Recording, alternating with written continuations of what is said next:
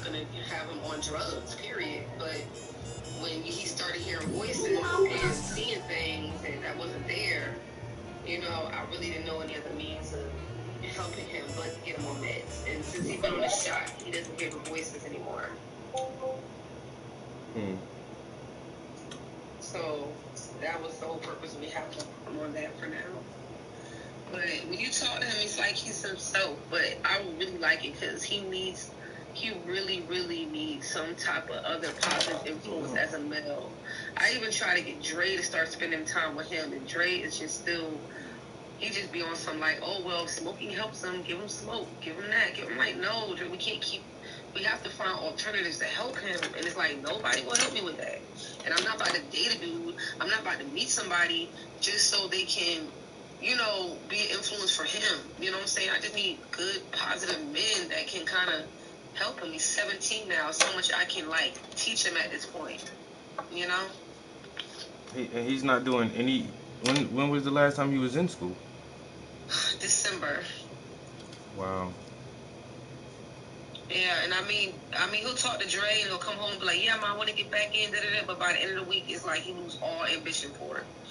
And it's like, I don't know if it's because of the disease or if it's just because, he feels like, he's not capable of doing it. But Josh still so smart. It's like he's That's what I say. He can just get his GED. I dropped out of high school. And for different reasons, but he still is smart as hell. He still is bright.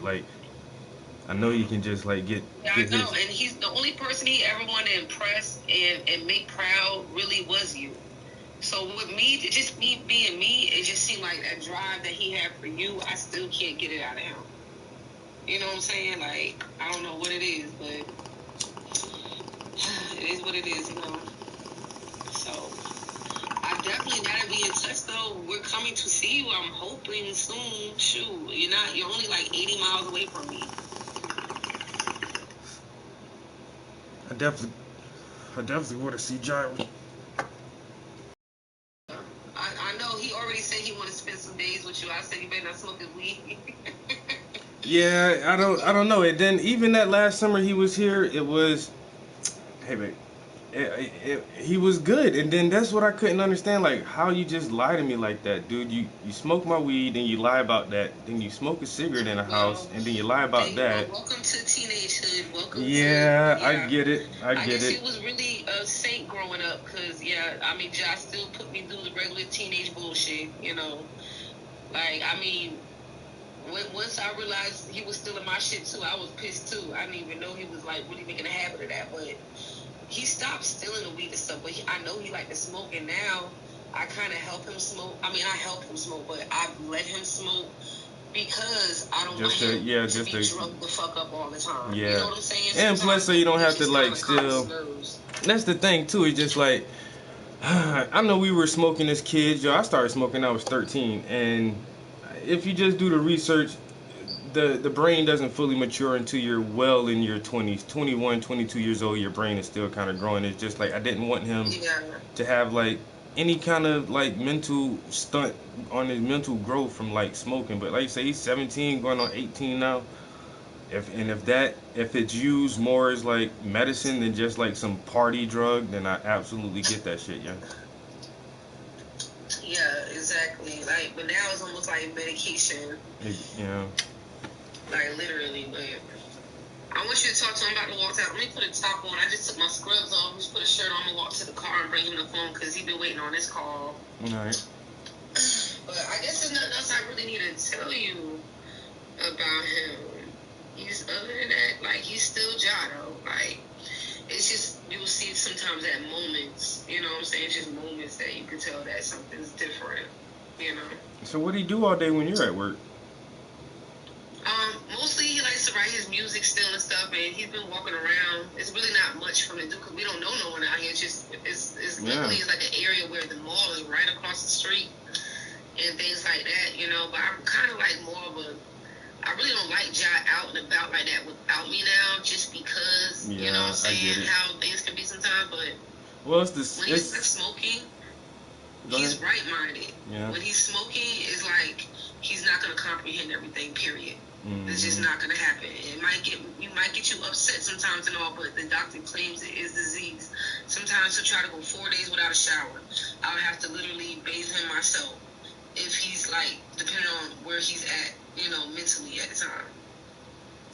Yeah. So how far it's really are you? crazy. How far are you guys from? I know you had your son, and your son had like the ADHD and stuff, and now it's like, wow, like here I thought y'all was gonna be this like beacon son for you or something, and now he's ill. Yeah, but I mean, this is something that you can't help. This is something that just happened. It ain't like, I don't know. It's just. Yeah, I know. You're right. You're right. I know it is. I'm kind of like accepting my new norm now. I really am. I can't imagine how hard that shit is though, to have a typical child, and then for them to have like psychosis or some traumatic mental breakdown. Never like be who he was like that. I think the most hardest part was when the doctor told me, like, from this point on, the son you had is no longer gonna be what you know. Like, that was probably the hardest thing for me to understand. Like nothing happened to him. He just had a bad day, and now you're gonna tell me my son is gone? Like, this shit is crazy. But he's not, though. He's not gone at all. You know what I'm saying? It's like when people like someone like you or someone that he wants to be around, he'll come all the way, like he's all the way in it. You know what I'm saying? It's just those moments where I guess he has nothing to do, nothing on his mind. It seems like he goes more into it then. But he ain't the crazy schizophrenic, though. Right? Shit in the movies is bullshit. You know what I'm saying? I just think, if anything, he just goes in his own world. And truthfully, we don't know the truth. In other countries, they would call him a shaman, okay? Yeah. So they need to stop with all this and that's the thing, like, shit. Yeah, mental health in America is just like so frowned upon. Even like getting therapy and all that shit is just, I don't know why we look down upon that so much. And people who have different mindsets or things like that, it's just I like, know it's still the opposite. What they don't like here is probably because it is something different to it. You know what I'm saying? Just like how we eat, how if you got diabetes, get on diabetic meds. You don't get on diabetic meds and just change your diet. Do things right. You can get healthy automatically. But they make it seem like, no, you got to get on medications. Like, everything they tell you is always the opposite. You know what I'm saying? Like, oh, he's dementia, he's probably have to live in a facility one day, Like, but at the same time, in other countries, they literally worship these people as healers. Yeah. So, I just don't take it too hard with things, because I feel like it's really not up to them how his fate is going to be, really.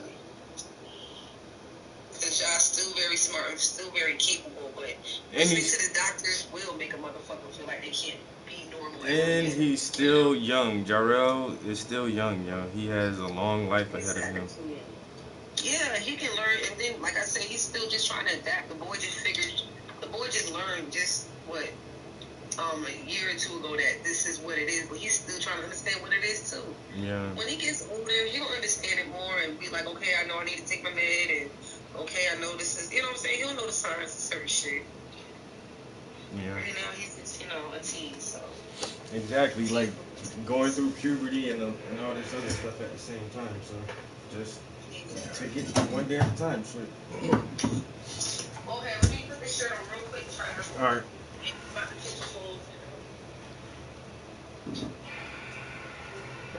So how's everything with you, though? The house and everything? You fixed it up all the way? No, little by little. I just did some more tile work in one of the bathrooms like a couple weekends ago, and that's the last like improvement I did. But I think next I'm gonna start working on the kitchen. You still in that big ass house by yourself? No, I got my girlfriend lives with me. Oh, okay. I was just wondering. I'm like, it was so big and all. I'm thinking like, you gotta have somebody. Yeah. Or something by now.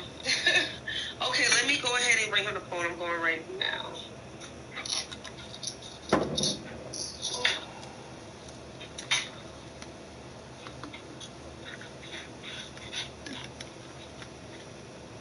Sassy Spirit. Oh, it's cold. Yeah, I'm not It ain't cold. It's like 90 degrees when I left. It's like 70 degrees out. Well, it's like 60 here though. I think it was like 66 or something. Oh damn. In Johnson. I don't know. It felt like about 60 degrees out there. Hold on. You still with the same person you were when job visit? No. Oh, okay. You and old girl never work things out? No. Oh, okay. Just somebody completely new then. Okay. Yeah. Ain't gonna be too new. Come on, get out the car, Seth. Josh, let's get that. Okay, what's up, man? Yo.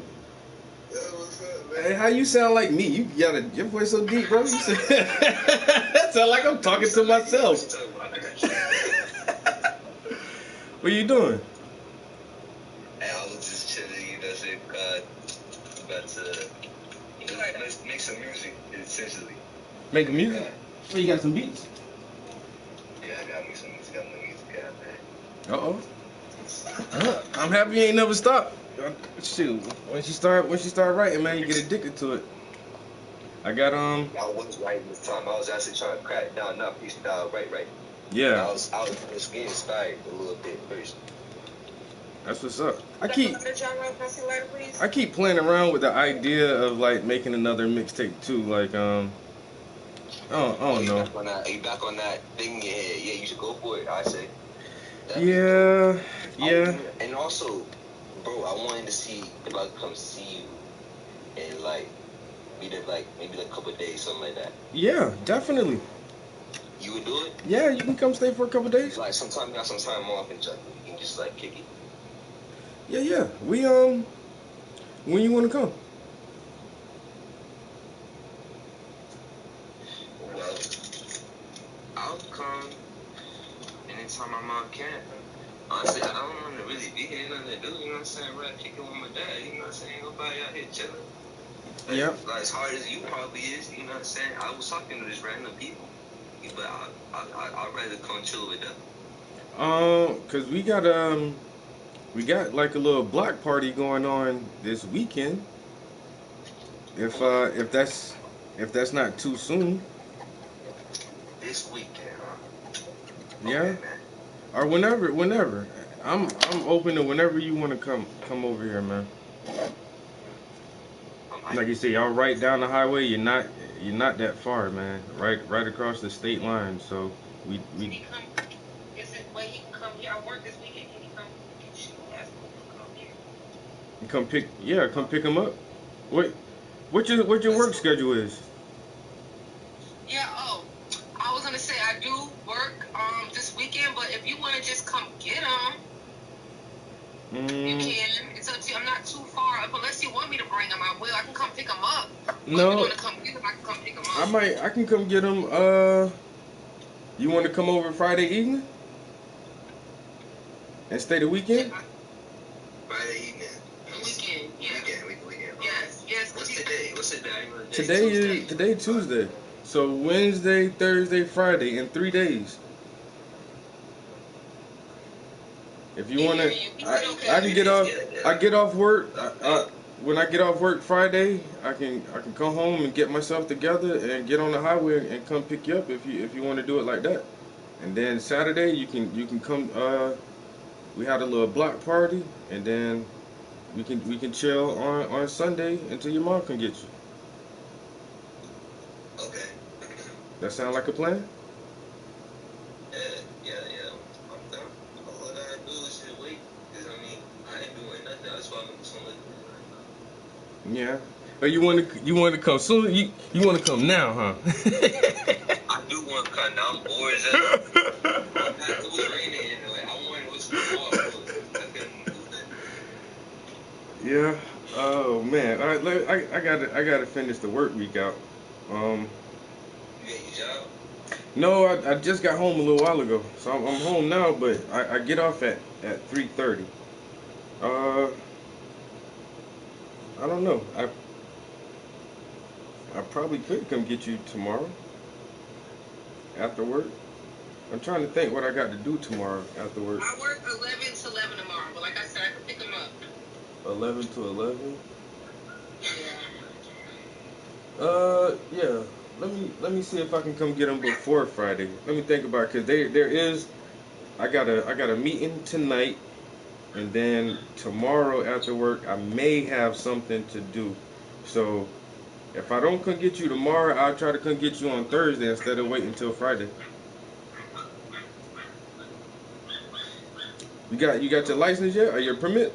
I'm sorry, I was thinking about I was just some music. That's what you said. You got your permit? Said Friday. Tomorrow. I said if I don't come get you tomorrow, I'll try to come get you Thursday. Oh. Okay.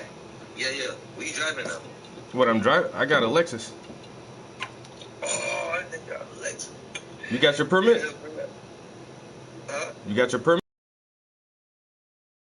Oh damn. We were something out. Well, you can't get it in Florida. He can't get it in Florida because he dropped out of high school. Yeah. Well, I might let you find a way to drive it. It's an older Lexus, but that shit nice as hell, yo. Regardless if I can't drive, get my license in, yo, I should still know how to drive. Man, well, how long I've been trying to teach you how to drive, bro? You've been driving since how old? Since like 11. Like 10, 11 years old. I've been having you drive. Right. So I know you know how to drive. Like you say, all you gotta do is learn how to park real good, parallel park and all that shit. Then you in there. I'm telling you, Mom. Like, it's not else to do. We might as well go to that parking lot. Okay, I'm going in the house. All right. I'm going in the room. I'll talk to you. Just bring me the phone back if you want to talk to me. All right. I'm going back to the hotel. Okay, it's cold out here. Mm-hmm. It feel cold to you? She ain't got no jacket on. G don't know what she doing. I'm a pro. I'm a G at the weather. You always like wearing pants and jackets, though. Where you got on? Yeah, you know my favorite jacket to wear, and nobody probably knows I haven't had one in so long. I like to wear me a little bit of an oversized sweater. That right there always hit the spot, man. Mm-hmm. I tried to grab me some sweaters up. I missed them though. But, so then, yeah, that's crazy, yo. What you think about your mom's job, yo? How she traveling and shit now? I mean, her job. Last time it got in the way, I was about to date a girl, and I had to leave. But this time I wasn't about to date a girl. Where where? In Florida? Florida, yeah. So this time, you know what I'm saying, like, just chilling, because, like, I didn't really speak to no people too much. I spoke to people, like, I was hanging out, but, like, I wasn't really, like, hanging out every day. So I was chill about it this time. I didn't really care. Yeah, you know, I don't know, man. Just having people to hang around is cool enough. You ain't always gotta like try to find somebody to date, especially if it's gonna be like on some short term stuff. But so then the hotel, y'all got a like a nice hotel room, yo? You hear me? Yeah, nice hotel room. It is pretty good hotel. Yeah, that's what I thought, yo. I knew somebody else who did the same thing your mom doing, who just travel and like go to hospitals and shit and help out, yo. And them people make a lot of money, yo. That's crazy how much money they be making, yo. But I get it though. Huh? Travel agencies? No. Like traveling nurses, yo.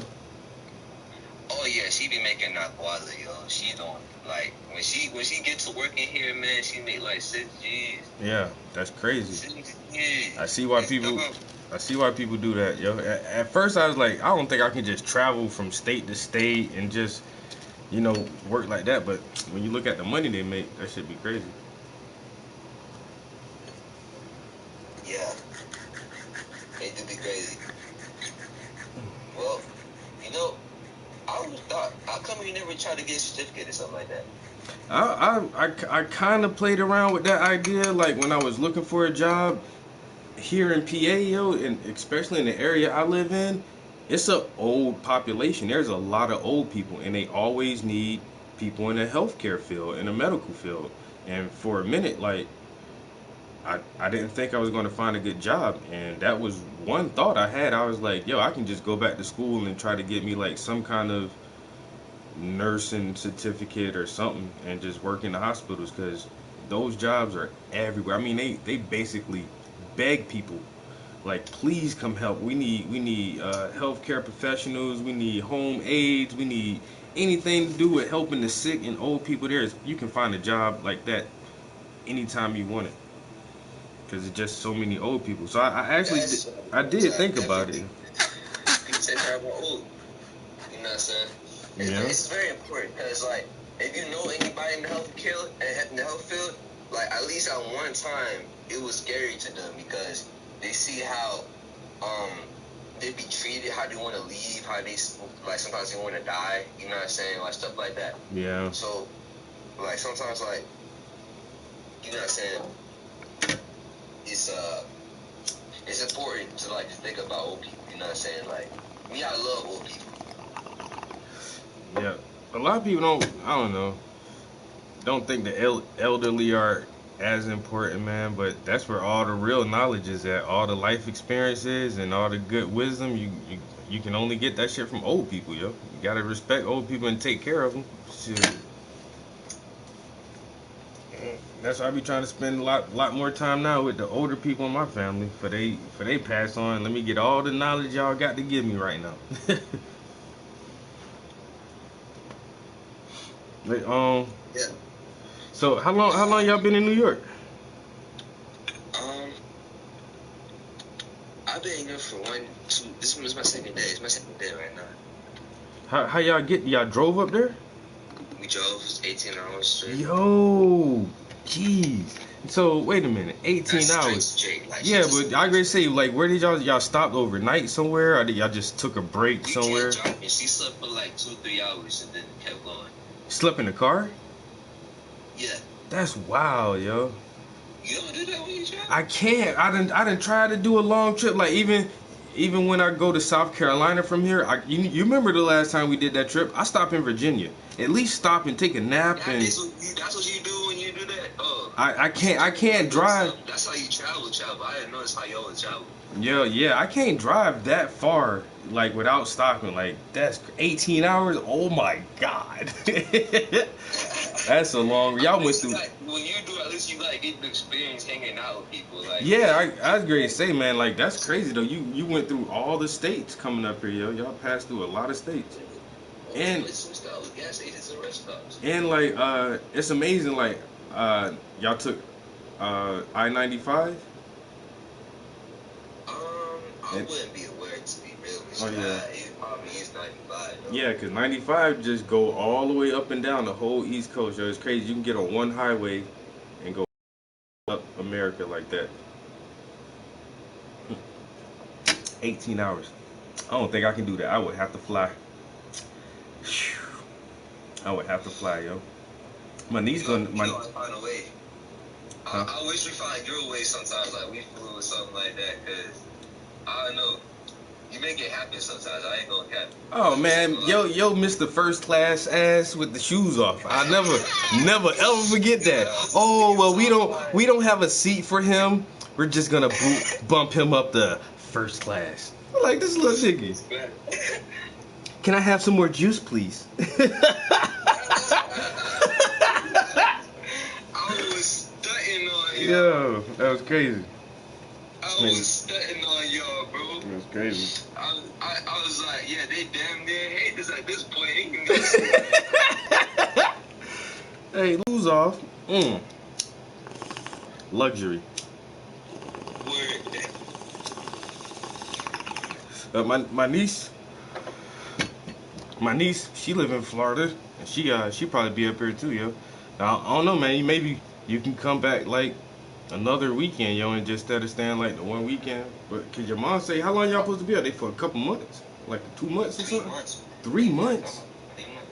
Oh yeah, you can come. You can come chill like. You're gonna be gone. Yeah, exactly, yo. That's a long time, bro. So you can definitely come back and stay longer, yo. That's wild, yeah. 3 fucking months. But at the same time, yo, like, you see your mom, yo, she trying to get that money, yo. trying to get that money. Gotta work hard, man. Work hard. Man, that's what's up. I appreciate it. Appreciate every dollar she spends to work, man. Every dollar she makes. Yeah, man. That shit. I don't know. I wish I would have worked a little bit harder when I was younger. Then you wouldn't have to work so hard now. But yo, I got a good job. Seems like it. I love my job, but yo, I can't wait for you to come here so you can see this organization I'm a part of, and we got our own like a arts and cultural center. It's this big ass building, yo. You're gonna be impressed by this shit, yo. Watch, I guarantee you. We doing like a lot of good stuff around here for the community, and That's great. we're gonna have our Juneteenth celebration this weekend. So that's why I really want you to come. Like I'm so happy. Like I called, yo, cause this is like perfect timing. Y'all just got up here, and it's about to be Juneteenth, so you can come to the Juneteenth party and shit, yo. Damn, man, I miss you, bro. Hey, I know that. You called at the perfect time. I was like, how this man got this type of time, man? Yeah. This just work like that. Yeah. Hey, the universe work in mysterious ways, man. Things just happen because it just be meant to happen sometimes, yo. You know. So, and To me, I'll call him God at this point. I'm not really atheistic at all. yeah. I wanna apologize about the. Spiritual, I believe in a God. I wanna apologize about the last summer you was here, man. And we don't gotta go in too deep with it. I probably went too hard on you, but that's all. That shit is all in the past, man. You know. That's hard, bro. That's hard. I believe it. All heart on the table, honestly, I forgive you, and it's all good, bro. Yeah, cause I like I said, man, I just apologized, and bro, you my son, man. Like I love you to death, dude. And you know for a fact, I'll do anything for you, right? Yeah. Okay, I just want you to always know that, no matter what, no matter what happened, the past few years or whatever, don't ever think that I'm not here. Period. Don't never ever think that I'm not here. I'm here, bro. When I first talked to your mom, I've been trying to call you since last year, but the phone numbers won't work, and y'all not on social media, and so it just been a minute. But I've been trying. I'll send you pictures of the messages and everything I sent you. I've been trying. So I'm just happy to talk to you, man. I'm happy I'm gonna get the chance to see you. I'm happy like you up here. This shit is crazy, yo. Like you right down the highway. That is crazy. Yes, sir. Yes, sir. I'm gonna see you this week, and we gonna hang out and have some good times, man. Damn, bro. I miss you so much, yo. I miss you too, bro. Yeah. I've been thinking about you. I be like, now. We see you too. I be looking at your Facebook and Instagram. You seeing art and stuff like that. Stuff I watch your show. Yeah. Same old thing, man. Hey, your pops ain't changed, bro. Your pops ain't changed. I don't do nothing really different, man. I don't do nothing different. I try to keep my same little routine, and that keep me out of trouble. Cause I ain't in the streets, out hanging out and messing around with dumb people and doing foolishness. Like I feel like I'm really an adult now. It took me long enough, but your pops is a real adult, man, and this. You was his grown before? No, that's I read this quote. I read this quote the other day, and it said, "When I look back at my life, I realize I was watching my parents grow up. Life is hard and complicated, and even at 25, 35, people don't know shit, bro. And people are still growing and learning as a person. And you've watched me grow up. As I watch you grow up, you're watching me grow up too, dude. Like we watching each other grow up. And that is the truth. I may know a little bit more than you, but I'm still learning too, bro. I gotta learn shit too, and I gotta understand my mistakes and see where I'm wrong and try to correct that shit and always just try to do better. you know? And it takes a while, it takes a long time to kind of evaluate yourself. I turned 40 years old this year. And I still feel young and youthful, but I look at the world a whole lot different, man. You know? And like I said, I'm still learning every day, and I'm still growing. You still watching me grow up too, the same way I'm watching you grow up. So I'ma still make mistakes, but I learned to apologize a little bit more and say sorry, and you know try to build on that. So that's why I think I went a little bit too hard on you, because nobody perfect, bro. Nobody perfect, and everybody gonna make mistakes. You know what I'm saying? And that is what it is. Ain't no way around it. Everybody gonna always make mistakes, and so I just gotta let you grow up and just be there for you and help you through your mistakes. Okay, man. Cause you good teacher, you know what I'm saying? So I always get at least for advice and stuff. Yeah. Because by what you say, I think you're a wise man. You know what I'm saying? Really wise man.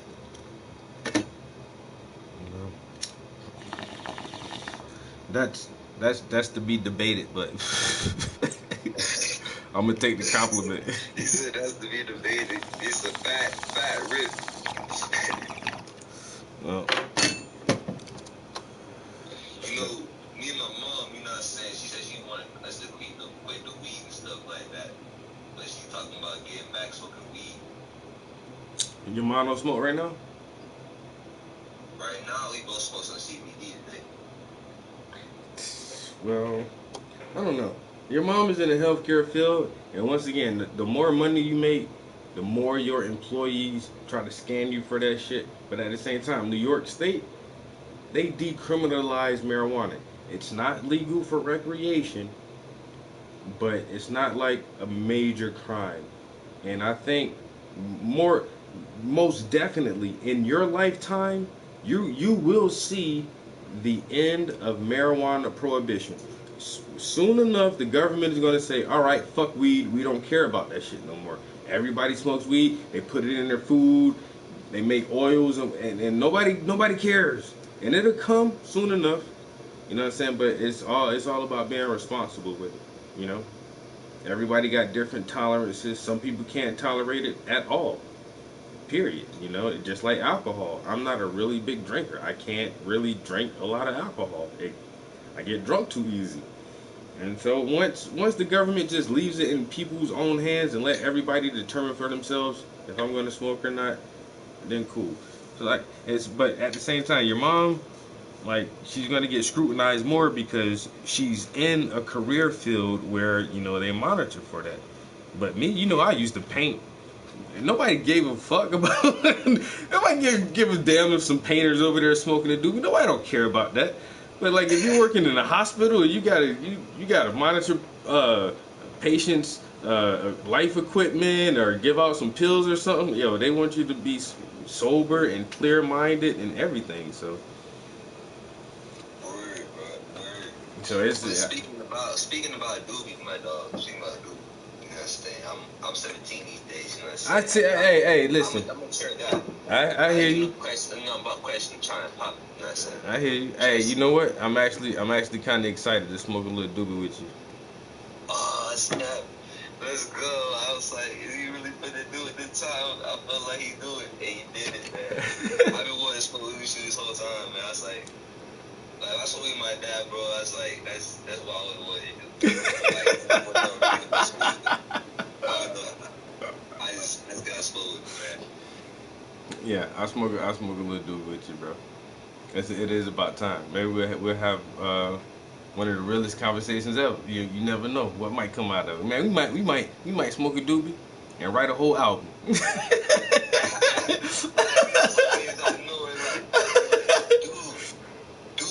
Yo, matter of fact, what about this song? And then we just did the song like a Tupac song. So it was like, bro, we made a song, we both be Tupac. Instantly. And then we snapped. Yo, who you listening to now? G.I.D.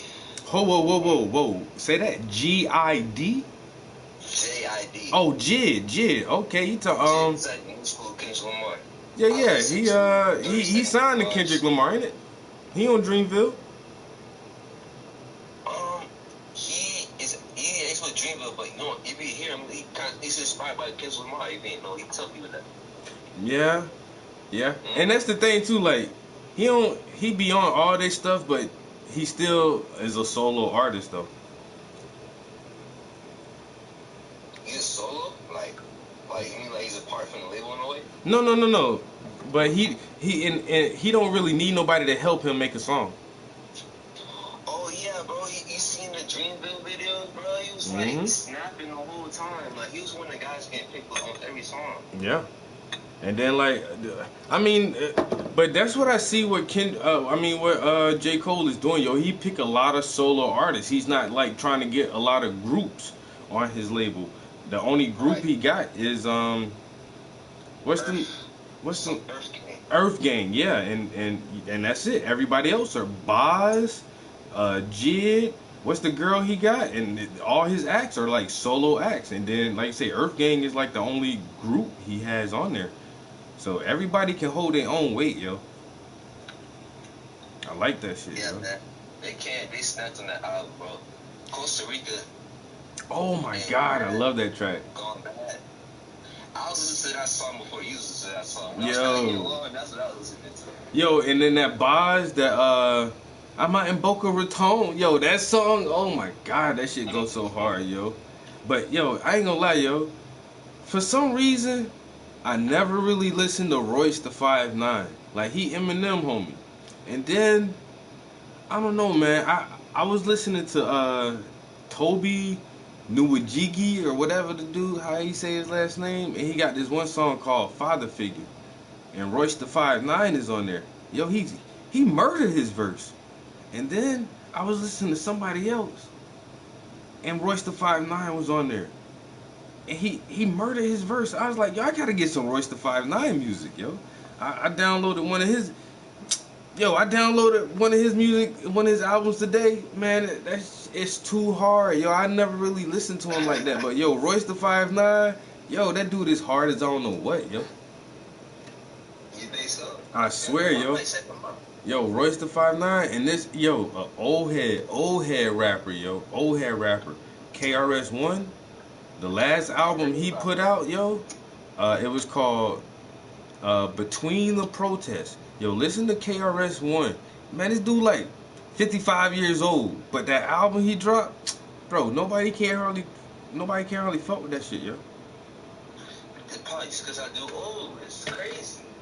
He been rapping for so long, yo, but like how he. That's crazy. He has good family. So how you find about it, right? Mm-hmm. You know how many fans he got? Like, oh nah, man, but I don't know. I downloaded his album off of Apple Music. Man, that shit got millions to download, yo. Millions. Oh, okay. Millions downloads. Yeah, you sound raw. I heard about him somewhere. He work with Kanye or Kid Cudi or something? He done work with everybody, yo. KRS-One been in the game for so long, yo. Like, he been in the game since I was like 3 years old. Since I've been 3, yo. And he's still making, he got 23 albums. Yeah, 23 albums. Ain't nobody in the industry got more albums than him. 23.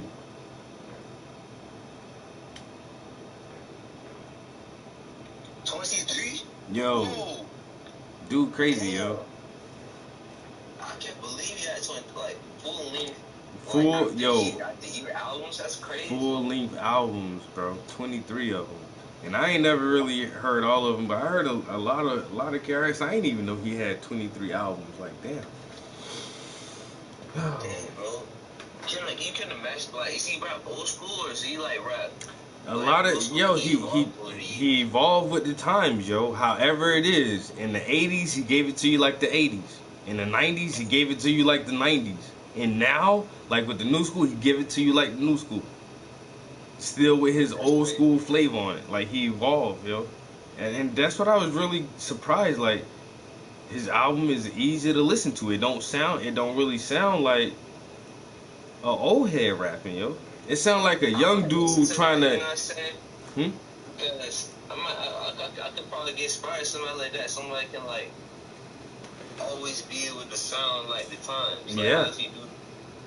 Yeah, and that's difficult to do. But I'll tell you one thing, man. Like the rappers from my generation, it seems like they're the only ones who have been able to evolve with the times.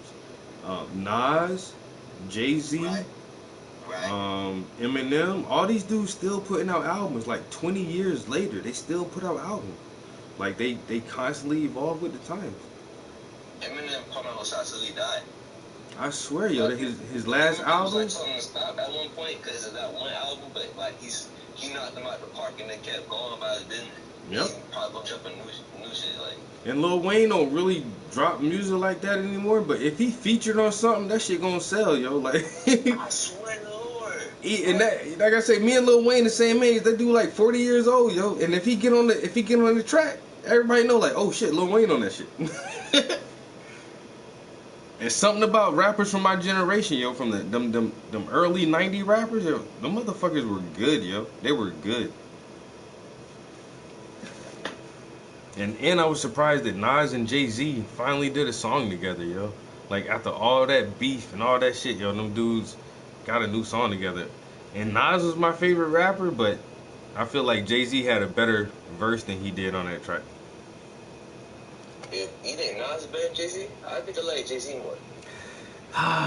Everybody say that, and I don't blame you, man. Like, I mean, Jay-Z has been consistent, but when I was living in Philadelphia, man, I knew these guys from Philly, and they were rappers, man. They made this one song, and Jay-Z stole their song, yo. And then I think like, how many other songs have you stole or not written? And you just get all the hype for that shit. It's like, damn, bro. After I realized he just took it. He just took somebody's song. I was like, damn, man. I can't really fuck with you. But I admire that dude to come up from just like us. From having nothing to being a goddamn billionaire. That's a smart ass motherfucker, yo. A good ass businessman. I respect the hell out of Jay-Z. I really, really respect him. Do I like his music as much? Like, nah. But man, he has done the impossible. I swear, maybe he manifested that shit with his music. He was all like, I'm a hustler, like I'm the world's greatest hustler. And he like a billionaire started making music off a record label, probably ripping them off, and now he's ripping everybody off. Yeah. And he's a big squeeze. That's just crazy. Yeah. Well, I'm gonna get in the studio, man. I'm gonna start working on this artwork real quick, bro. I'm gonna call you tomorrow. Matter of fact, what's the number? What's the number so I don't have to call you out through Facebook? I'll give it to you right now. Yeah, I gotta write this down. Alright. Yeah, what's the number? It starts with 727. 727.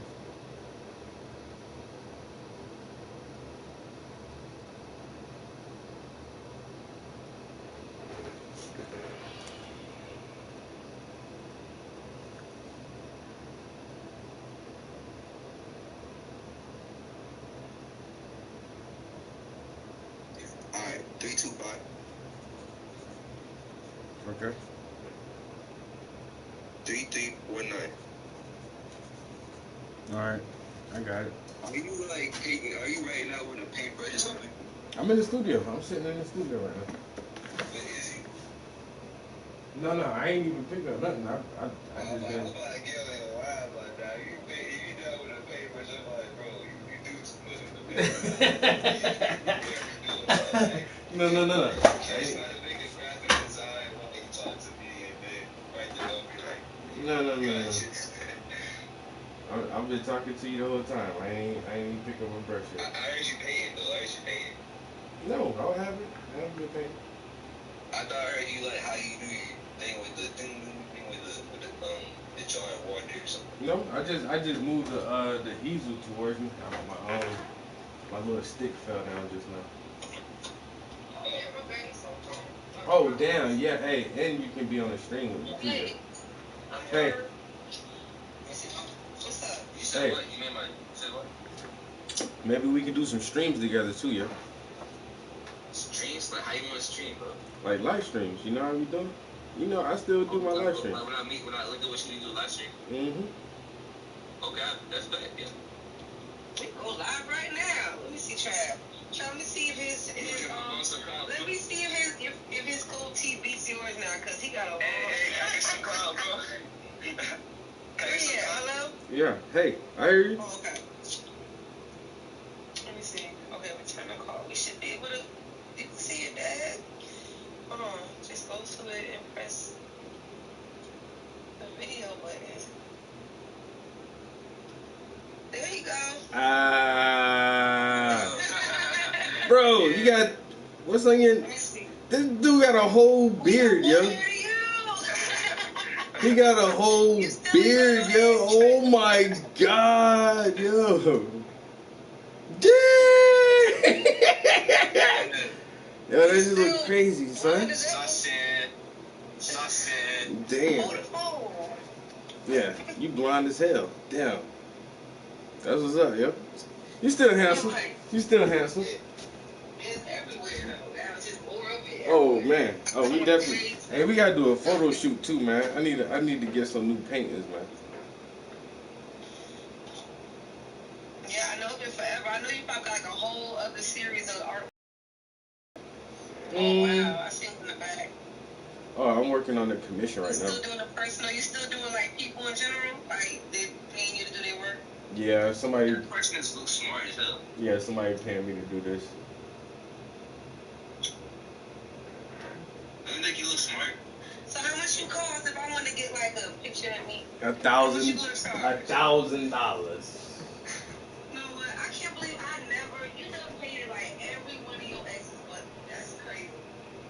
That's true though. Oh, thank you, son. That's all I'm saying. It makes sense if you pay us both. I probably can do that. I got no funds. I can't afford your dad.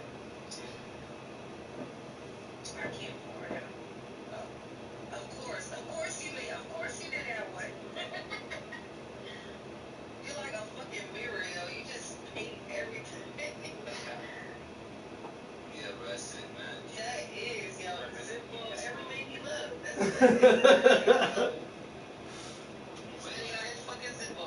Yeah. Where your Zippo at? Somewhere. Sassy!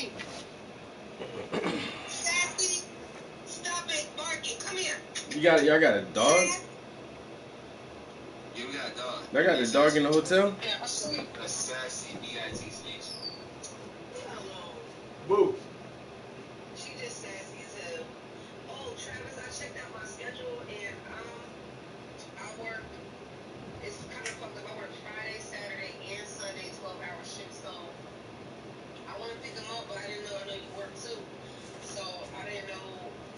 I probably can come when I get off of work Sunday night or come that morning. Unless you wanted to drop them off. Oh, snap. What is that? What you got you another little mutt? Let me find out. I can't tell what it is again. Yo, this shit called a Carolina dog. Oh, wow. Of course. Did you get that in Hartsville? No. Oh, he looks so friendly. He remind me of Diamond. Probably done got you a dog. I probably got a dog. You joined the dog people. The dog, yeah, I got the dog You know, he again. threw Diamond across the backyard one time. No, I didn't. Yes, he did. She was a pup and he didn't want me to keep her, so he took her and tossed her ass all the way across the backyard. How you do that? And she survived, thank God. Yeah, that was still probably the best dog. That was still the best dog I ever had, yo. Like Diamond was so smart, yo. I don't know how, but that dog was smart as shit. My dog's smart too. But sometimes she don't listen because she's sassy. This dog right here don't listen a lot. Well, I swear she be probably thinking some sassy and stuff while she just do there and sit there and not do what you say. Like she probably being sassy. Oh, damn, the car wasn't on. The phone died. Uh-oh. Why didn't you leave the car on? Where the key?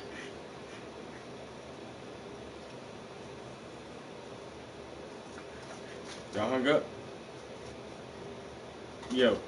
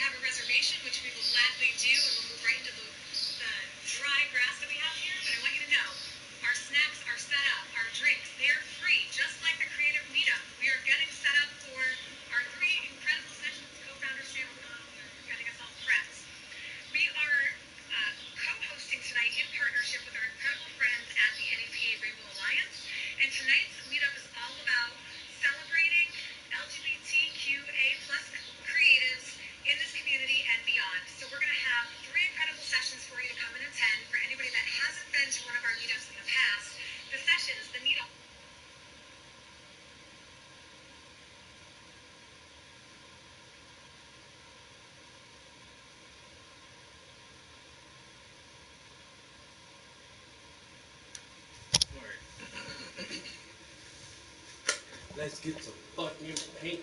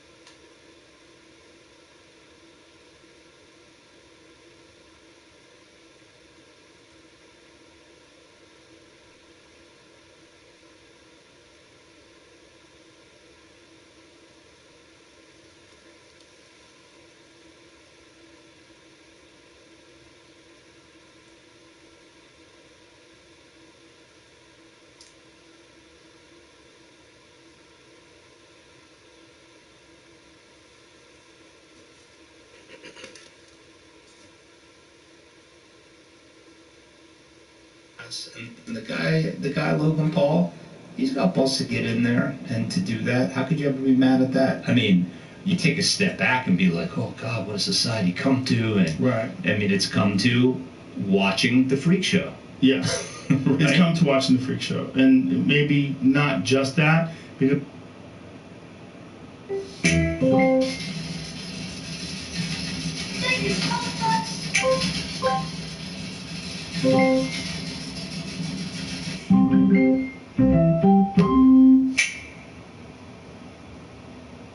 professional fights on the undercard, but no one's talking about those.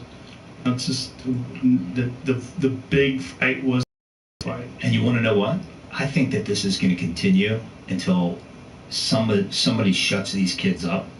And like people want to see now, they want. I think it's the same sort of self-fulfilling prophecy that Mayweather sort of tapped into. Mm-hmm. It's like I realize the more I run my mouth, the more I make people have an emotion towards me. Yeah. Love or hate, mostly hate, right? Mostly they're going to be pissed at me. They want to tune in to see me lose. And that's just as valuable, if not more valuable, than wanting to tune. So I think that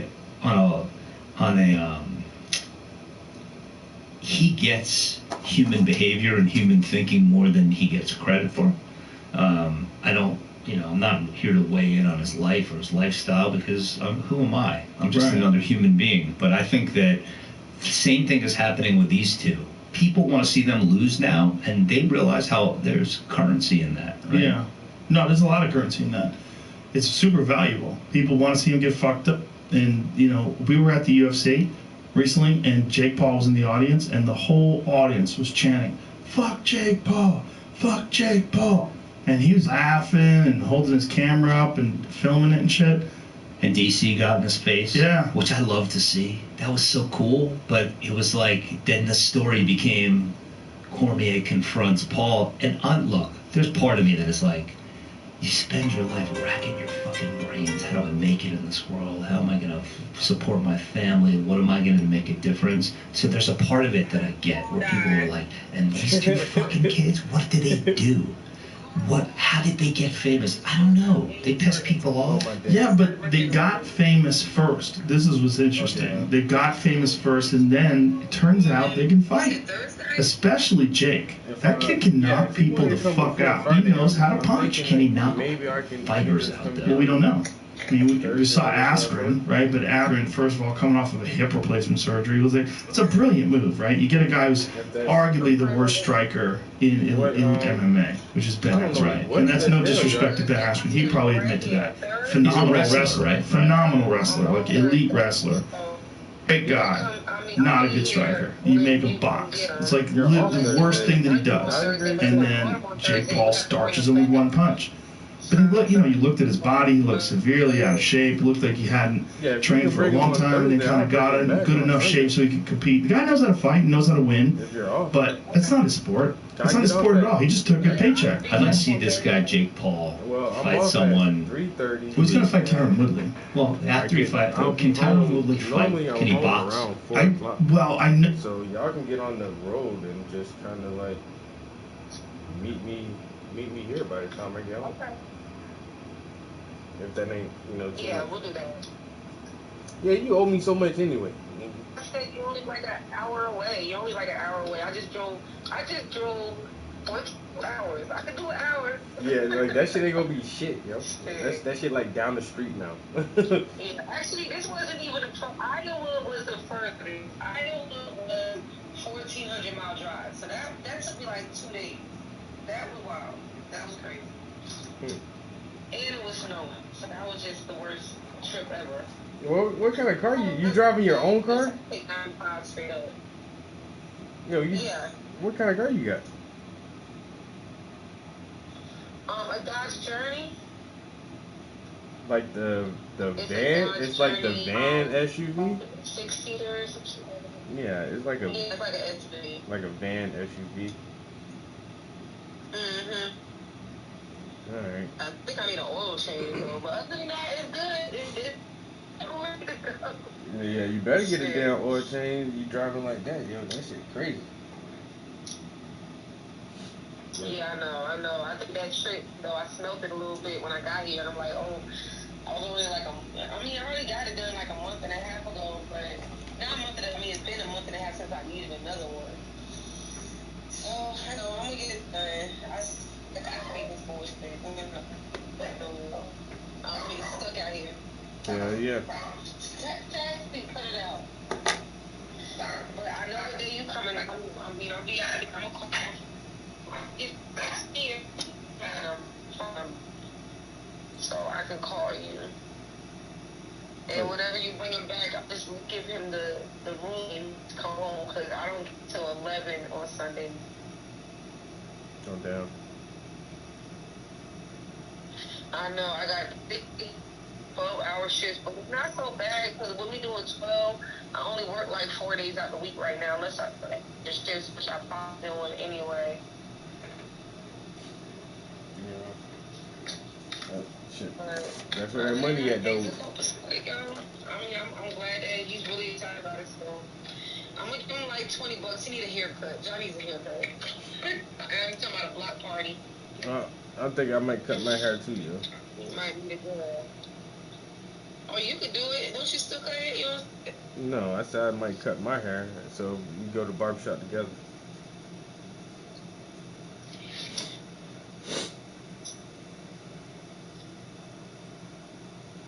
Hello? You got rid of your drugs? No, I said I'm yeah, I said I'll probably cut them though. Oh, you gonna get rid of them? Yeah. You hear me? Yeah, I hear you. Can you hear me? Can you hear me? Can you hear me, nigga? Oh, my bad. Okay, it's not even going in and out. You are. Yeah, I hear you now. You said you're gonna cut your legs. Yeah. Okay. I ain't know you're gonna keep them forever or not. But I said, go. Shit, why not? Yeah. Yeah, them forever. You gonna feel so different. You had them bitches so long. That shit gonna feel different for your ass. I know, right? How long are these about the same length or Yeah, that's the why. same length? You got them all the way. This should be if you got them. Nah, that's why I'm gonna cut them, man. My shit been stopped growing, yeah. Where it stopped at? That shit barely passed my shoulders, yo. Oh well, shit. Well, they were always like, I mean, that's the length they usually was at, but No. you gonna just get a low cut, bald, what? I don't know, my girlfriend, she said she wouldn't see me with a bald head, yo.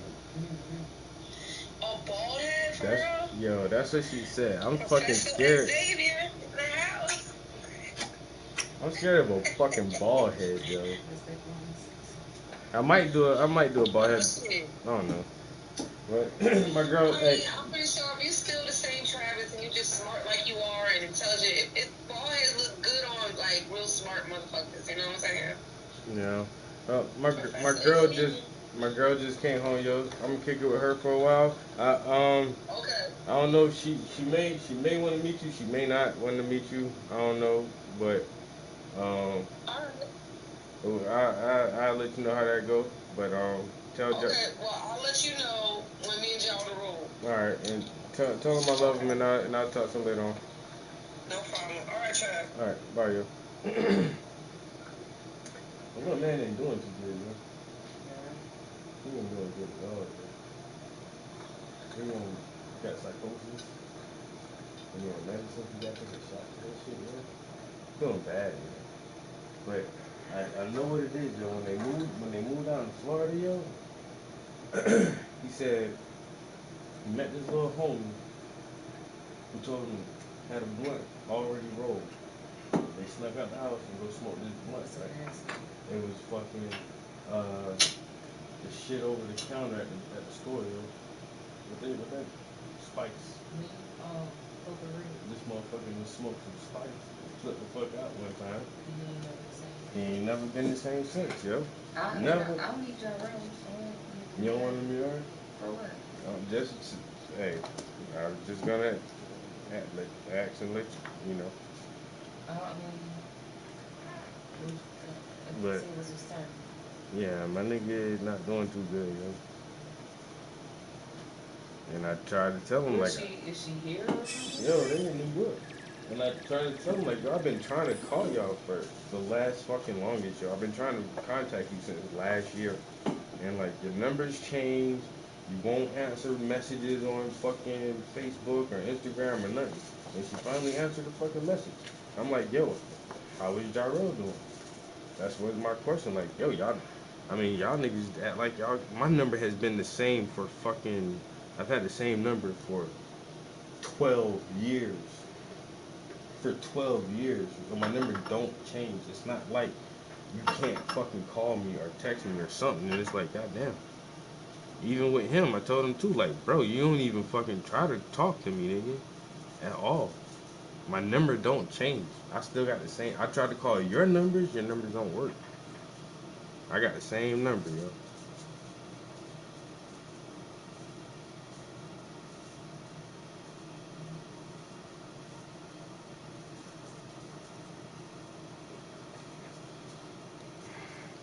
He gonna stay for the weekend. I think she gonna drop him off and and then I'll take him back. We're gonna be in New York for 3 months.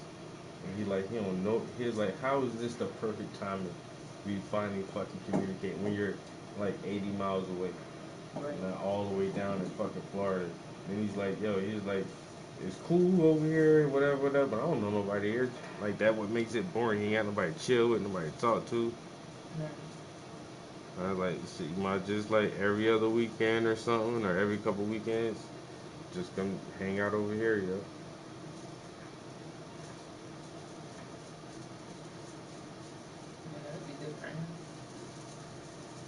I already told him my niece gonna be here though, so like while she's here, she may be priority because only one guest room. That's why yeah, we could and put him on the third floor, but at the same time, that's a lot of feeding people, yo. Cause he's bigger than me. And my niece bigger than you. Wow. Cause those big ass kids, yo. Motherfucker eat like adults. I just make double portions when I cook. The same thing with You you. know what I'm saying? How much money it costs to feed these motherfuckers? It is what it is. Hey man, I don't know about both of them at the same time. Hey, this is true. I don't know about both of them at the same time, bro. Well, let's say this. I buy groceries, but if we go out and do shit, it's still all the you stress. paying for that. Exactly. It's still all the stress and shit. Although I will take Lena to go get her nails and feet done if she wanna do that. I don't know about both of them at the same time. Yeah. He ain't gonna want to get his nails and feet done. That's what I said. I'll pay for Lena to get her nails and feet done. We can have a girls' day. Jarrell, he's a man. Shit, like, oh, I sent some money to get his haircut. I'm like, shit, man, get our haircut together then, yo. I briefly heard you when I was walking up the steps. I was like, oh, he's talking about me. We can go get our haircut together. He's how old? 17? 17. Motherfucker be 18 years old this year, yo. That's crazy. In December, yo. December the 19th. Motherfucker be technically legal. Like 18 years old. You can't drink, but legal with everything. You go to the army, nigga, and you can die for this country. That's as grown as you can get. Motherfucker be 18 years old. I knew this little nigga since he been 4, 3, like 4. He about to be fucking 8. That shit crazy, yo. Then so he gonna be 18 this year. I mean, Monty gonna be 17 this year. He only a year older than Monty. And still, I try to reach out to them every year. Can't find these motherfuckers, yo. They act like they don't even try, yo. Cause I'm a public figure. You can just Google my name. My shit gonna come up. Like I can't even find y'all. I had other people search for y'all. They can't even find it. And that shit like, what the fuck you doing? Do I really need to call the Philadelphia Family Court and go through this whole procedure and be like, well, can you please give me her phone number? Like, that shit just seems stupid.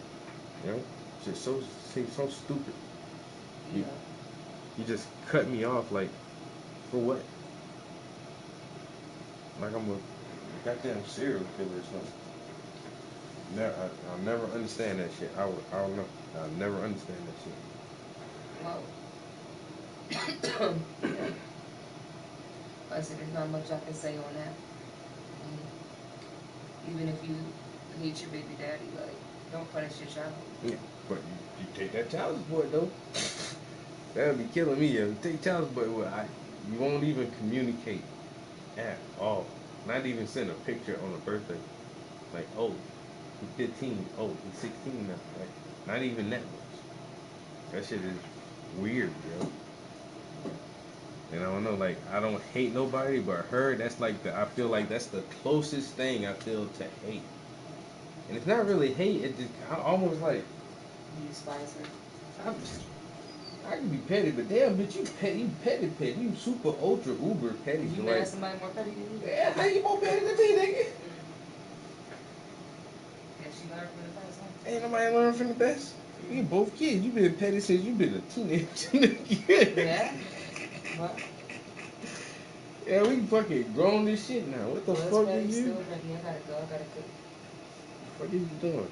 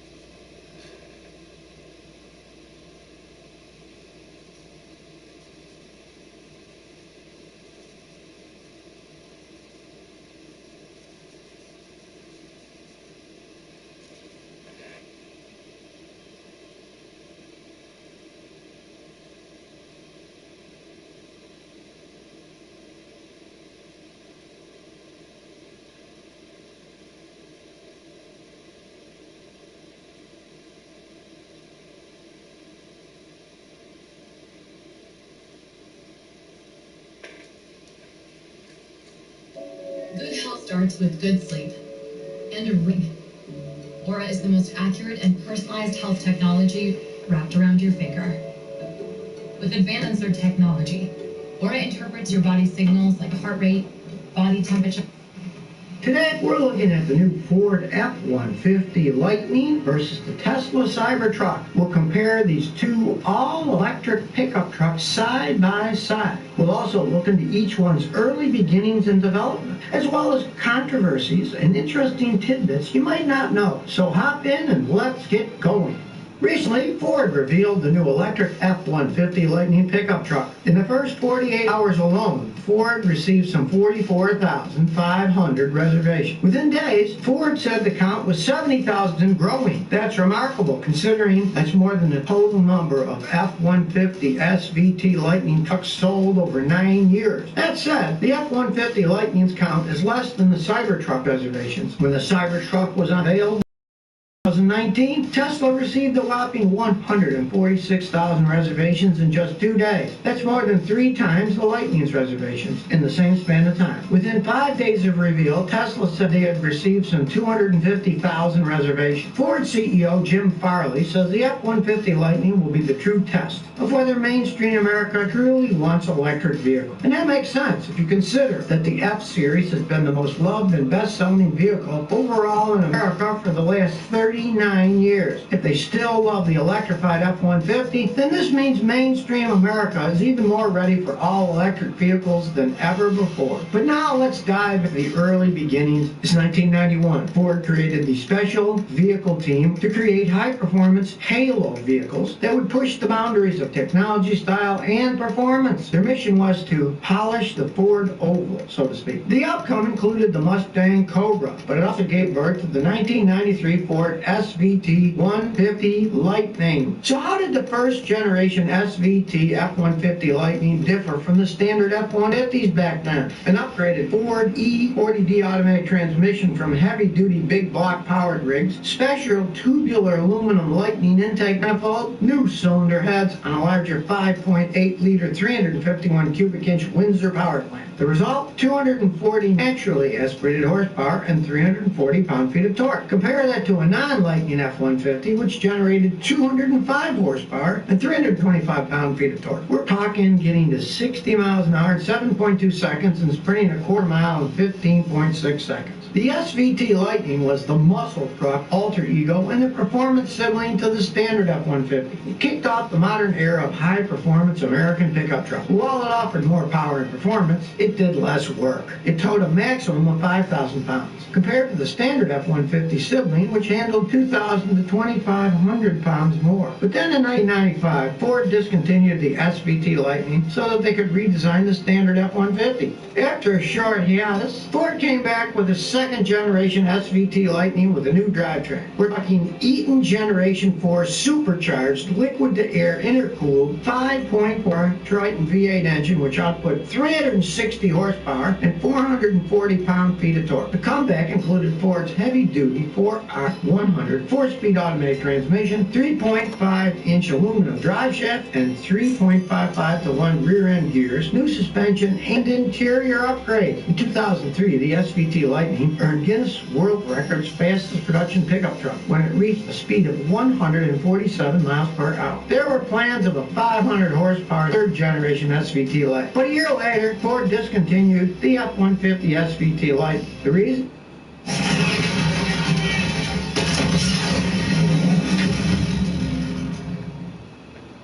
Asteroid struck my yoga studio. Vistaprint made me pivot to hot yoga, which doubled my customer base. Almost makes me wish for a second giant fireball. Just kidding. According to Ford, it had a lot of power, a lot of tire, a lot of brake, and it had grown too large for proper street performance. Fast forward several years, Elon Musk started envisioning a new kind of consumer truck. He wanted a truck at least the size and towing capacity of an F-150, one that would be a pickup truck that can carry a pickup truck. Tesla started designing a concept inspired by the film Blade Runner, and also the Lotus Esprit submarine car that was driven by James Bond in the film The Spy Who Loved Me. Tesla revealed the Cybertruck publicly in 2019. It was met with a lot of controversy and polarized opinions due to its cyberpunk futuristic realistic appearance. By the way, side story, ever wonder why the Cybertruck window broke at the 2019 launch event? Elon Musk later explained the mishap was due to the sequence. They were supposed to do steel ball on window first, then sledgehammer the door. In that case, the windows would have was the impact, but at the event, the truck was struck the other way around. This caused an uneven crack at the base of the window, which compromised its integrity. And that's why the steel ball bounced off. That all makes sense, but in reality, if a natural disaster is happening, or if a no-gooder is out to hurt you, well, you can't command the sequence of impact. But all that said, I do give them big credit for making it as tough as it can be. Tesla also claimed the Cybertruck is bulletproof, but you got to read the fine print here. The Cybertruck uses an exoskeleton, which is a unibody construction like most passenger cars, rather than the body-on-frame construction that's typical of trucks. The exoskeleton is made from unusually thick 3mm 30X cold-rolled stainless steel. Actually, it's a similar material that SpaceX uses on their Starship because it distributes stress more evenly and allows for more interior volume. The exterior is designed to withstand 9mm ammunition, which is commonly used in handguns and machine guns, so it can protect you from the average gun and sledgehammer. But in reality, it's not fully bulletproof because larger weapons can punch a hole in the side. But then you can't help but wonder, who needs a bulletproof truck? The military, police, Secret Service, and bad people who engage in nefarious activities. It's a cool feature, but realistically, the ordinary citizen doesn't need a bulletproof truck. And that brings us to today. A few weeks ago, Ford revealed the 2022 F-150 Lightning electric vehicle. They didn't reinvent the wheel with the electric F-150. They just switched out the engine and running gear for a new electric vehicle platform. And they resurrected the performance badge used in the first SVT Lightning. So how does the F-150 Lightning and Cybertruck stack up? Let's break down the specs and compare what's been revealed. But keep in mind that some of these figures aren't final and are subject to change. For starters, F-150 Lightning has a dual motor drivetrain. Compare that to the Cybertruck, which will be offered with single, dual, or tri-motor. The F-150 Lightning with standard battery can generate 426 horsepower and 775 pound-feet of torque. The extended battery version delivers the same torque with 563 horsepower. Ford says this will be the fastest F-150 ever built, able to reach 60 miles an hour in a little over 4 seconds. Tesla hasn't yet publicly revealed the final horsepower or torque figures, but the estimate is that the Cybertruck may produce 690 horsepower and 824 pound-feet of torque. Tesla has stated that the Cybertruck can reach 60 miles an hour in 4.5 seconds for the dual motor and 2.9 seconds for the tri-motor. I wonder how the firm's doing without its fearless leader. Surely that'll mind. A few years back, Tesla showed the Cybertruck winning in a tug-of-war with the standard non-electric Ford F-150, and it was pulling uphill, mind you. So now that the Lightning has been revealed, I can't wait to see a rematch. It'll be more an apples-to-apples comparison then. Neither manufacturer has publicly revealed the actual size of their battery packs. The expectation is that the Cybertruck will use the same 4680 battery cells as the Model Y, which is slated to be made in Gigafactory, a facility that Tesla is building near Austin, Texas, and which should be completed later this year. But what we do know is that the Cybertruck's range will be 250 miles for the single motor, 300 miles for the dual, and 500 miles for the tri-motor. The F-150 Lightning will be offered in two battery choices, standard and extended range. The standard range is set at 230 miles, and the extended is 300 miles. The Lightning batteries will be sourced in the U.S. There's been a lot of controversy around it. Ford almost missed battery trade war. So what happened? Well, there was a dispute about unfair trade between two of Ford's battery suppliers. A couple of years ago, LG Chem, which makes batteries for the Mustang Mach-E and also the Chevrolet Volt, filed a dispute with the U.S. International Trade Commission against its rival SK Innovation, who makes batteries for Volkswagen, Kia, and was contracted to make batteries for the Lightning. LG claimed that SK stole trade secrets by and 100 of its employees. Well, earlier this year, in February 2021, the Trade Commission ruled that SK had stolen a large amount of trade secrets from LG. It banned SK for 10 years from importing raw materials to assemble lithium-ion batteries. But it did allow SK to assemble Volkswagen batteries for the next 2 years and Lightning batteries for the next 4 years. After that point, with this ban, they'll lose access to importing materials, so battery assembly thereafter won't be possible for SK. Ford says it has contingency plans already in place when that time comes. You're probably wondering if Ford will start making its own batteries in the future, so they won't be dependent on third parties for something so critical. Recently, Ford said they expect expect 40% of their global sales to be fully electric by the year 2030. And yes, Ford plans to eventually make its own batteries in the future. That's why they're boosting their EV R&D budget to $30 billion in the years to come. But let's talk about towing capacity and payload capacity. The standard F-150 Lightning can tow 7,700 pounds, while the extended can do 10,000 pounds. Cybertruck can tow 7,500 pounds for the single motor, 10,000 pounds for the dual motor, and 14,000 pounds for the tri-motor. The F-150 Lightning has maximum payload capacity of 2,000 pounds. Cybertruck's payload capacity is around 3,400 pounds. The F-150 Lightning is larger in every direction. It's measured to be 233 inches long, 80 inches side, and 79 inches tall. The only Cybertruck that the public has seen in production model with original dimensions of 232 inches by 80 inches by 75 inches. Tesla has yet to confirm the specs for production version. The Lightning's bed is 5.5 feet, whereas Cybertruck is 6.5 feet. Dawn Power Wash Spray. Spray, wipe, rinse. Dawn Power Wash.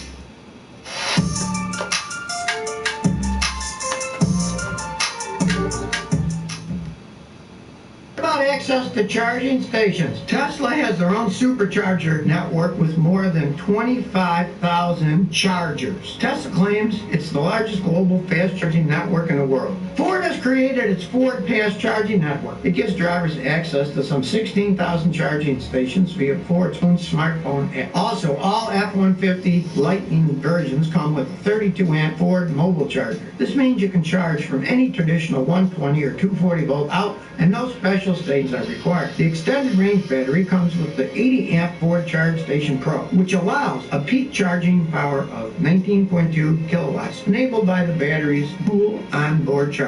In other words, you can get a full charge overnight. Everyone's talking about price. Cybertruck is 40 grand for single motor, 50 for dual, and 70,000 for tri-motor. At the moment, Cybertruck does not qualify for the federal tax credit for EVs. Let me explain why. The EV tax credit phases out when a car maker sells 200,000 units of an IRS-approved EV. So far, Tesla and General Motors are the only car makers who have already reached that milestone. So any new purchases of qualifying vehicles from those brands aren't eligible for EV car tax. That said, laws change all the time, so who knows if or when that might change. But what about the F-150 Lightning? The Lightning base model starts at 40 grand. Then there's XLT, which is mid-series, starting at 52. And it's all the way up to 90,000 for the fully loaded Platinum Limited Edition. The F-150 Lightning hasn't yet been certified as qualified by the IRS. If it does qualify, this means owners might be able to get $7,500 in federal tax credit. Also, depending on where you live in your personal tax situation, you might qualify for other tax incentives from your state or city. So there's an automotive research and sales website called Car Gurus. They surveyed consumers to gauge their sentiment on electric cars. Believe it or not, the Cybertruck was the most popular electric truck among respondents. Of those who plan to buy an EV within the next decade, 40% were interested in the Cybertruck versus 32% who chose the F-150 EV. But this survey was done before the Lightning was revealed, so who knows how the numbers have shifted. But now, you tell me, which one do you like more and why? Ever familiar F-150 that's now gone electric, or the new cyberpunk kid on the block? Please share your opinion and comment.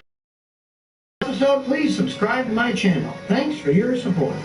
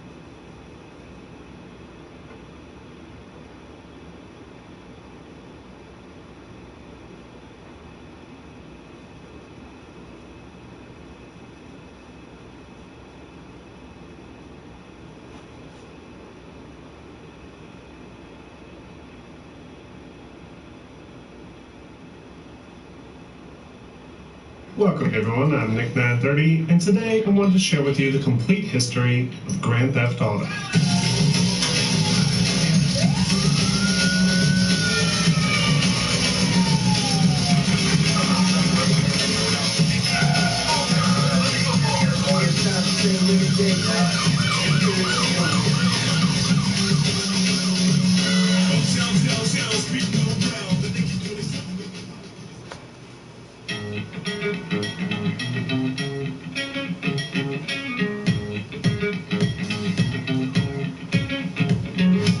Grand Theft Auto is an open-world action-adventure series, published by Take-Two Interactive and created by Rockstar North, formerly known as DMA Design Limited. In each game, players assume the role of a unique protagonist who find themselves tangled up in the criminal underworld and need to complete a series of felonious acts around the fictional interpretation of a major metropolitan area. The series is best known for its massive contribution to the open-world video game genre, with highly interactive, large-scale environments that offer an unprecedented level of immersion and realism. But it's for the same reason that the series is often the focus of intense scrutiny and controversy, with its no-holds-barred approach to its adult themes and violence being falsely attributed to the moral failings of American society in the 21st century. But this false equivalency has not dissuaded consumers in the slightest, and has instead only fueled interest in the series further, making Grand Theft Auto not just an enjoyable open-world experience, but a worldwide cultural phenomenon, and one of the most successful video game franchises of all time. So how exactly did an adventure series get its start? And what about it is to the origin of the series' creators? Health starts with good sleep and a ring. Aura is the most accurate and personalized health technology wrapped around your finger.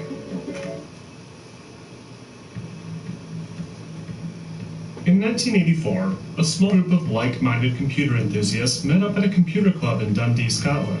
Club members in regular attendance included Dave Jones, an ex-Timex employee who was studying systems engineering, his fellow classmate Steve Hammond, a 14-year-old Mike Daly, and Russell Kay, who had been working with Dave on a prototype for a game for the ZX Spectrum.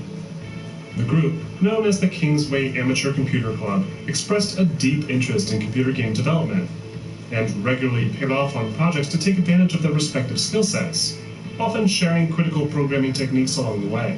But it wasn't until Dave's sci-fi shooter Menace that things really started to take a turn. Tired of building games for Spectrum computers like his colleagues, Dave, along with another of his classmates, Tony Smith, tinkered with a game for the Amiga instead, which allowed for more detailed spaceship designs and more complex parallax backgrounds. The game was heavily influenced by the likes of Konami's Salamander, that at the time was only available to play at the arcade. So, providing that type of experience to a home computer was a big deal, and caught the attention of the Liverpool-based game studio Psygnosis, who agreed to publish Dave's game under their banner. With a publisher now lined up, Dave founded his new studio, DMA Design, which he named after a line in a programming manual for his Amiga 1000. And after several years of development, he released his first successful game, Menace. Menace was a turning point for the group of young programmers, as they realized that there was some serious money to be made in the emerging game development space.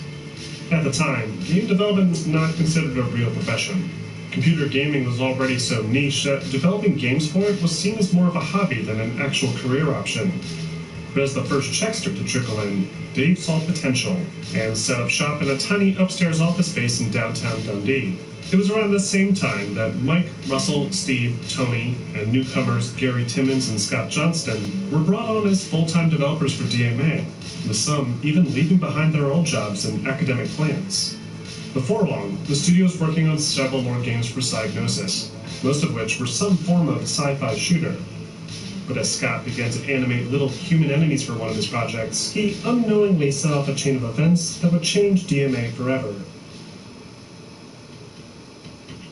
These little guys are the Lemmings, a short stack of pixels that players would spend years navigating through treacherous puzzle chambers using an assortment of carefully curated tools. The Lemmings started off as a sort of running gag, with Mike Daly and Gary Timmons sharing a couple silly animations of the creatures getting into trouble one day. But after Psygnosis got a glimpse of the characters in action, they were sold on the idea, and the studio entered into full development on a dedicated game starring the suicidal rodents. Lemmings became one of the studio's first big collaborative efforts, with Mike, Dave, Russell, Scott, and Gary all designing as many levels as they could, and even challenged each other to see who could make the most difficult level. It got to the point where they were all masters at the game, and were solving some of the most difficult chambers in record times, which only pushed them to create more ingenious puzzles as a result. Finally, in 1991, DMA released the original Lemmings game, and were immediately met with a surprisingly strong response. Within only the first day, Lemmings had sold well over 55,000 copies, a figure that Mike Daly claims would equate to about 15 million units sold back in 2006, and exponentially more when adjusted for today's metrics. Lemmings overnight became a cultural phenomenon all its own, and skyrocketed DMA's popularity through the roof, even drawing the attention of Nintendo, who saw major potential in the small Scottish development team. Following this incredible success, DMA invested in some major upgrades. They had originally moved out of their tiny upstairs office to a much larger space in an office park near the old university, and had brought on several new employees to handle their many ongoing projects. But now that they were raking in some real money, they decided to expand the operation, and occupy 2 new rooms in the same office complex, including one that they would use for sophisticated motion and audio capture technology. They then spent the better part of the next 3 years building follow-up titles to the beloved Lemmings, with sequel after sequel being churned out, each with a familiar, positive response from audiences. But then, in 1993, Sony made a surprise acquisition of Psygnosis to bulk up their upcoming console division, and along with it, the entire Lemmings intellectual property, leaving DMA without a publisher or their signature creation. However, this turned out to be more of a blessing in disguise. The folks at DMA were burned out on Lemmings and saw this as a golden opportunity to finally return to more mature content. So they turned their attention to the newer 3DO multiplayer console platforms, hoping to build a game that would take advantage of their more powerful components. After receiving an offer from Nintendo to work on their upcoming Ultra 64 system instead, they quickly transitioned over to an ambitious 3D action-adventure game called Body Harvest. Body Harvest was unlike anything DMA had built before. It was one of their earlier attempts at making a fully realized 3D environment, while also reintroducing their love of more mature and violent sci-fi action. And it was even a featured title used to help advertise the N64's capabilities prior to release. But Nintendo was, unsurprisingly, not on board with Body Harvest's more adult themes. They fell in love with DMA's cute and lovable Lemmings characters, and were expecting the studio to deliver something along those lines. So despite plenty of effort from both sides to compromise, the title ultimately failed to meet the N64's launch window, and DMA had the game published by Midway instead, effectively grounding their relationship with Nintendo before it had ever gotten off the ground. This would inevitably prove to be a critical step for the young Scottish studio, as their supposed moral depravity would be fundamental in securing their next big publisher.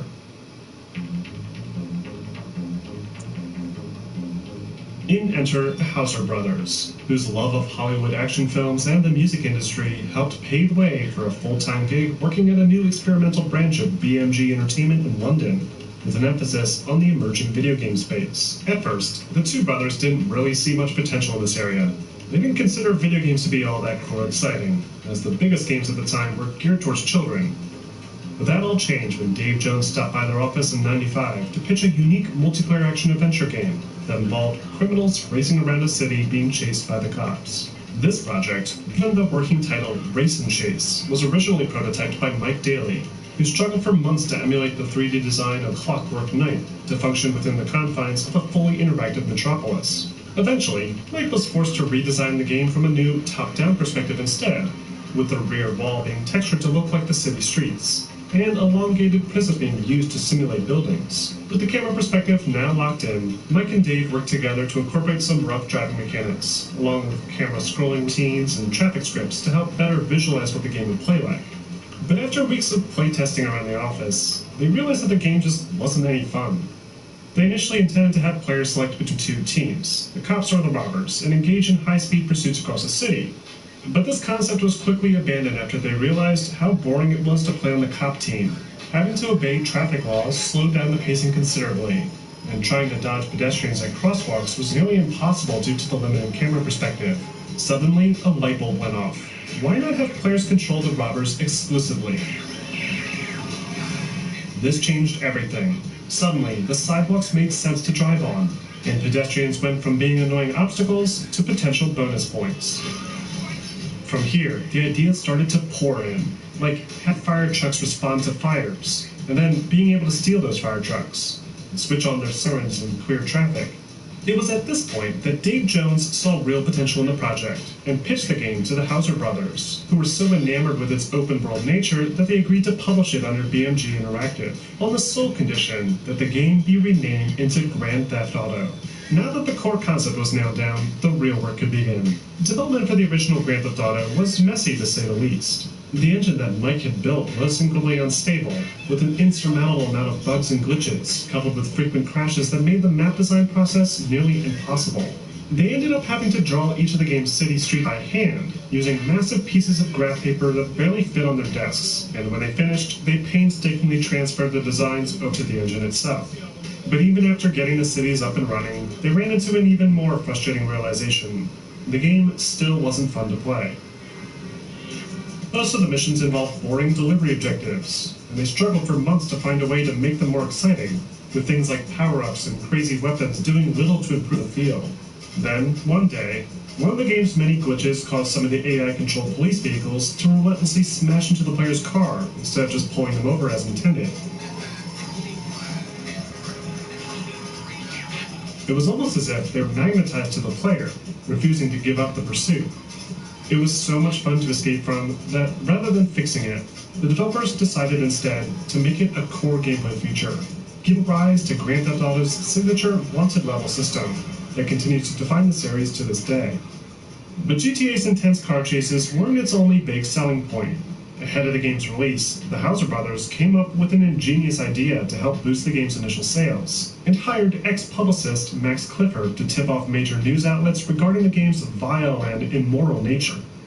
The media took the bait, and before long, Grand Theft Auto began to flood newspaper headlines, scaring parents into shielding their vulnerable children from the exciting new action game set to come out soon that they probably would have never heard about otherwise. The bait and switch almost worked too well, with BGM Interactive threatening to cancel production of the game on numerous occasions, fearing that the negative backlash might hurt their brand. But the team at DMA convinced them otherwise, confident that they had a real winner on their hands. And in the fall of 1997, DMA released the very first Grand Theft Auto on DOS and Windows platforms, with additional ports for the Sony PlayStation and Game Boy Color following shortly after. The original Grand Theft Auto kicks off in a fictionalized interpretation of New York City called Liberty City. Players assume the role of one of 8 preset characters, each with their own distinctive clothing, skin, and hair color, and are tasked with completing various criminal jobs around town to earn money and progress further in the story. At first, players take on job opportunities from the Mafia, which usually involve taxiing characters from point to point or delivering an unspecified package. After earning their trust, the Mafia then brings the player in on some more lucrative opportunities, like serving as the getaway driver for a major bank job. But when things get too hot, the player is sent across the country to a fictionalized interpretation of San Francisco called San Andreas, and later reimagined Miami called Vice City, where they proceed to meet new criminal organizations and perform a series of increasingly more dead jobs for them, in exchange for money to progress further. It's a pretty basic story design, with some repetitive mid-objectives and a forgettable plot. But gamers picking up GTA back in '97 were too distracted with the game's potential for mayhem to care. GTA gives players all the tools to wreak havoc across its 3 available cities in any way that they see fit. They can, for example, run across sidewalks and streets, dodging traffic along the way. Or they can alternatively steal a nearby vehicle, even those already occupied by AI-controlled drivers. The main goal throughout the course of the game is to earn a set amount of cash in each city, either by completing the structured missions accepted at payphones, or by committing specific crimes like smashing into other cars, flattening groups of pedestrians, or even killing police officers using a small but powerful arsenal of weapons. Available firearms in the game include a handgun, a rapid-fire machine gun, a powerful rocket launcher, and the flamethrower.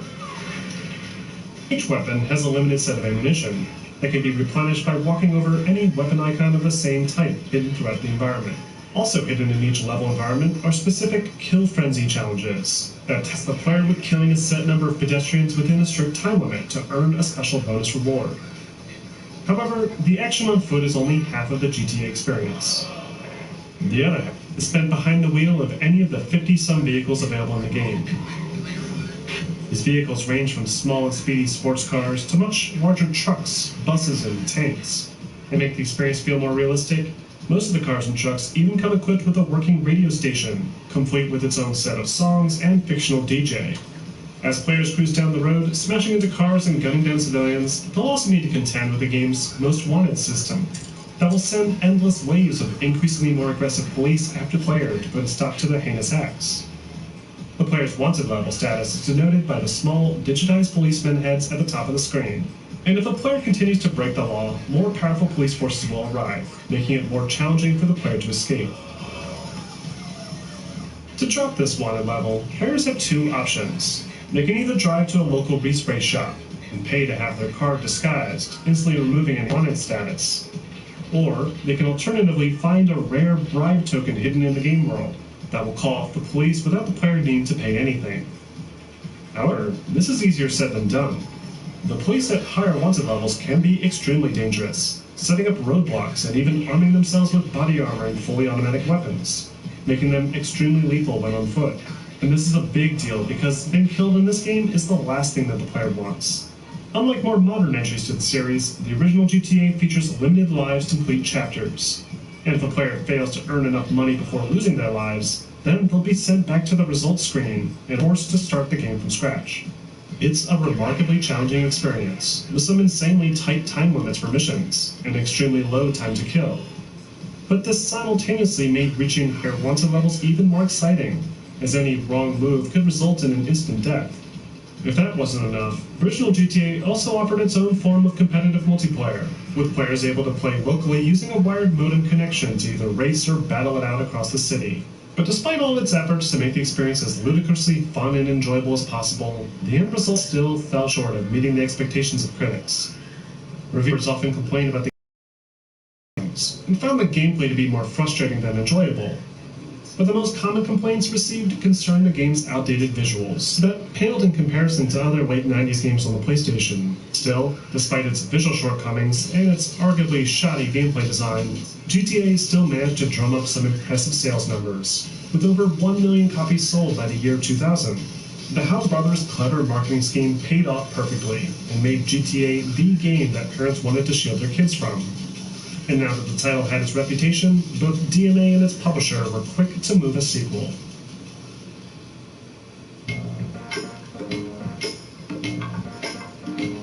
While all of this was going on, a new beast was stirring beneath the surface. In 1996, Take-Two Interactive, an American video game publisher based in New York, decided to take their company public, and used the additional funding to begin an aggressive acquisition campaign, starting some lesser-known publishers like GameTech in 1997.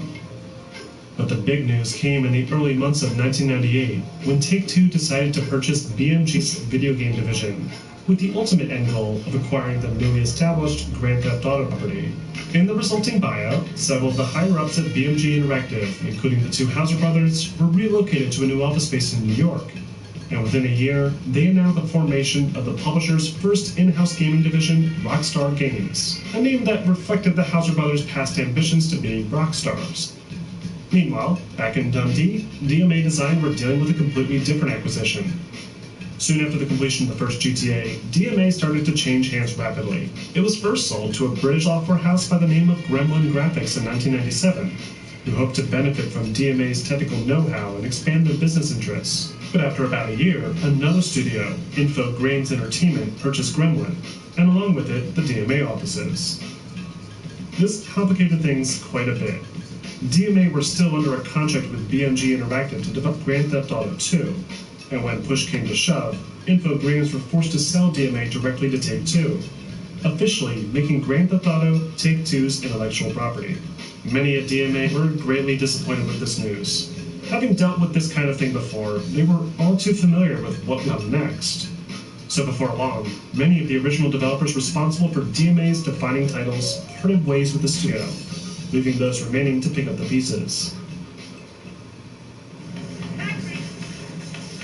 Prior to his departure, Mike still served a pivotal role in establishing GTA 2's signature dark atmosphere, In the months following the original game's release, Mike had overhauled the game engine, rendering his top-down worlds using a more sophisticated 3D graphics renderer and incorporating new lighting effects that he picked up on from the team working on the PlayStation version.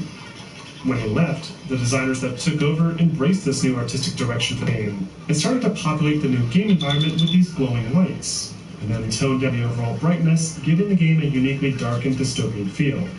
The developers also wanted to improve upon the original game's generic mission structure and introduce a new dynamic reputation system to give players more freedom of choice.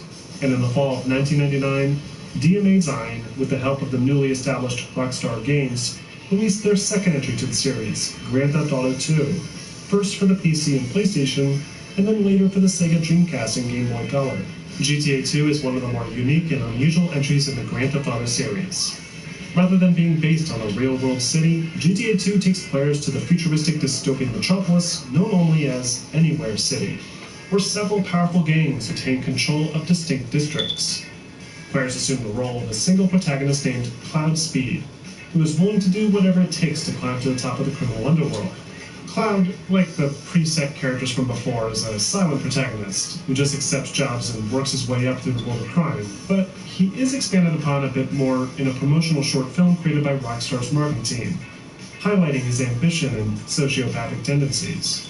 Even so, GTA 2 still doesn't offer much in terms of its story, and is designed in a way that lets players tell their own story by creating as much chaos and destruction as possible. The biggest new feature in GTA 2 is the redesign to the mission structure. In each district, players must now carefully balance their reputations between the available gangs, displayed by a colored bar in the top left corner of the screen. If a player accepts a mission for one of these gangs and manages to successfully complete it, then they'll improve their reputation with that gang, thereby unlocking more lucrative jobs later on. But if they fail that mission, or coordinate with a rival operation, then the player's reputation in that particular gang will decrease, locking players out of certain missions and turning previously neutral AI on the street into hostiles.